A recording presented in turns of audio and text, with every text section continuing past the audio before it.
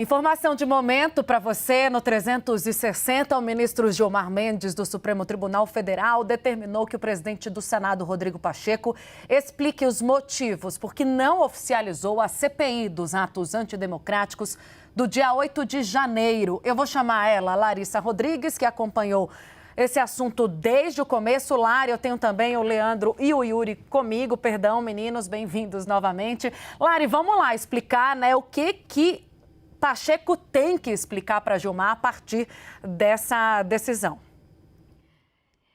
Tainá, é importante lembrar que naquela época da CPI da pandemia, foi assim que Pacheco instalou a CPI, depois de uma decisão vinda da Justiça. Ele até esperou para ver qual que era ali o clima dentro do Senado, mas acabou, e esse argumento ele foi usando numa tentativa até de se defender dos ataques bolsonaristas, mas que estava instalando a CPI por motivos de decisão vinda do Supremo Tribunal Federal.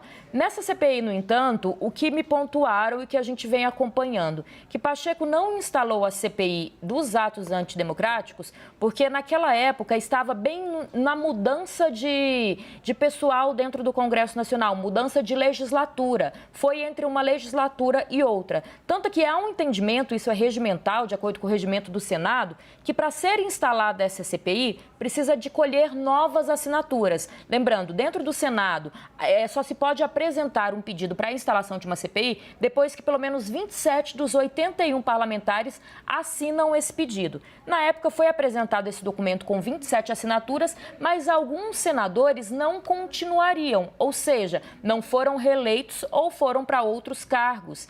Então, o que Pacheco tem dito a interlocutores? Que é preciso que seja apresentado um novo documento com essas mesmas 27 assinaturas, porque algumas assinaturas daqueles senadores que não são mais senadores podem ser inviabilizadas dependendo então do regimento do Senado. Esse é o argumento. Mas o que a gente tem de apuração até agora é que Pacheco vai voltar a questionar e discutir esse assunto em reunião de líderes, ainda mais depois desse pedido de explicação vindo do próprio Supremo, né, Tainá?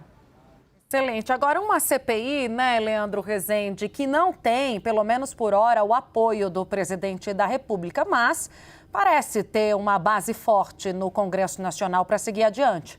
Você tem uma preocupação, inclusive, da proponente dessa CPI, que é a senadora Soraya Tronic, do União Brasil, que já externou isso mais de uma vez, de que uma parte à direita do Congresso Nacional, do Senado, no caso, esteja tentando desvirtuar o objetivo dessa CPI. Fato é que o governo Lula, no começo, defendeu a realização de uma CPI, mas CPI é aquele problema de sempre, né? Você começa, sabe onde que vai começar e não sabe aonde vai terminar. E é evidente que a oposição ao governo Lula no Senado vai pegar o 8 de janeiro e vai tentar ali jogar toda a responsabilidade para o Ministério da Justiça, vai tentar eximir o Exército e vai tentar eximir o governo do Distrito Federal de responsabilidade sobre a destruição que a gente viu na Praça dos Três Poderes. É uma batalha retórica e para qualquer governo é um problema, né? Vamos ver o que o Pacheco vai explicar amanhã aos líderes e depois ao Supremo.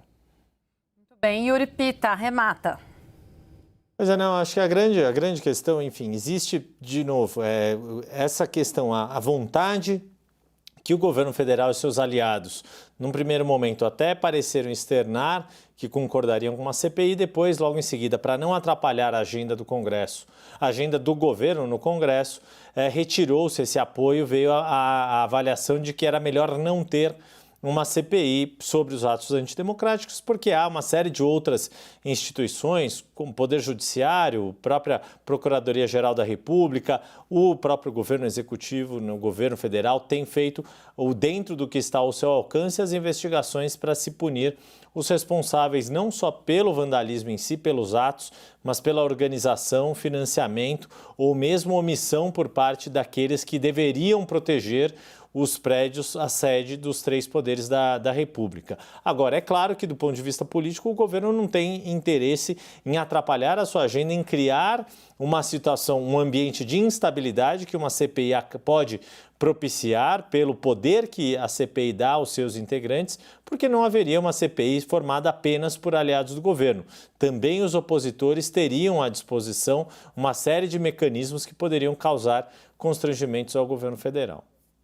No momento, Larissa Rodrigues, em que o governo tenta montar a sua base, né? Está num momento delicado de articulação com partidos do chamado Centrão, inclusive com parlamentares da oposição para votarem a favor do governo. Isso está sendo articulado nos bastidores. É um início delicado de articulação. Tem o Arthur Lira aí como a mão preponderante, né? Quem dá a palavra final, como o nome que articula em nome dessas frentes com o Executivo. Então, a CPI, neste momento, pode sim atrapalhar também o meio de campo nessa questão de ter uma base sólida, né?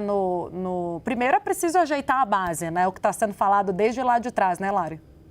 E um governo que quer aprovar reforma tributária, que quer conseguir outros benefícios que a gente vem falando durante o jornal, até para explicar, né, para quem está em casa, como um assunto acaba levando a outro. Porque se você instala uma CPI, por exemplo, por mais que essa CPI não seja totalmente voltada para o governo, para bater no governo, como é um temor também do Palácio do Planalto, mas acaba ocupando o tempo dentro do Congresso Nacional, os noticiários também, com outro assunto que seria não tão de interesse como, por exemplo, a aprovação da reforma tributária que o governo quer para tentar andar com a economia. Tainá, eu estava lendo a decisão, né, que saiu há pouco enquanto você comentava com os meninos, só para trazer alguns detalhes, então, que o ministro Gilmar Mendes ele dá 10 dias para que o presidente do Senado responda porque não foi feita a leitura. Porque como funciona? Para instalar uma CPI, depois de apresentar aquela lista de assinaturas, como eu comentei há pouco, precisa que o presidente do Senado faça a leitura dessa instalação